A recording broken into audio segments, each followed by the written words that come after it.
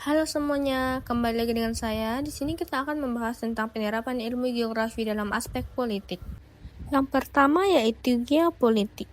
Geopolitik itu pada dasarnya membahas bagaimana kondisi geografis seperti letak suatu negara, batas wilayah, dan sumber daya alam bisa mengaruhi kebijakan politik dan hubungan antar negara. Poin pentingnya, batas wilayah, garis pemisah yang menentukan sampai di mana kekuasaan suatu negara berlaku. Kalau batas ini dipersoalkan, biasanya bisa memicu konflik. Sumber daya alam, negara punya minyak, gas, atau mineral biasanya punya pengaruh politik lebih besar. Negara lain bisa tertarik atau terlibat karena kebutuhan energi. Posisi geografis, negara yang lokasinya strategis misalnya dekat jalur perdagangan dunia biasanya punya kekuatan politik dan ekonomi lebih tinggi.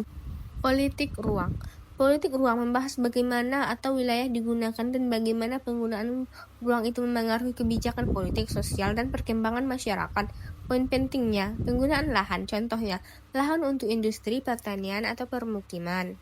Cara lahan digunakan bisa mempengaruhi kebijakan pemerintah, misalnya pembangunan ekonomi, urbanisasi, perpindahan penduduk dari desa ke kota, bikin kota semakin padat. Ini mempengaruhi kebijakan pemerintah seperti transportasi, perumahan, dan pemerataan pembangunan. 3. Konflik wilayah. Konflik wilayah terjadi ketika dua negara atau kelompok merebutkan wilayah tertentu. Biasanya terkait batas wilayah, sumber daya, atau alasan historis. Poin pentingnya, pemisahan wilayah, perubahan batas wilayah sering jadi sumber masalah. Contohnya, wilayah yang mau memisahkan diri. Penyelesaian konfliknya, konflik bisa diselesaikan lewat negosiasi, diplomasi, perjanjian internasional, atau bantuan pihak ketiga. Aplikasi dalam politik, konsep-konsep tadi berguna dalam analisis geopolitik atau membaca kekuatan dan ancaman suatu negara. Perencanaan, pembangunan, dan kebijakan menyelesaikan konflik wilayah.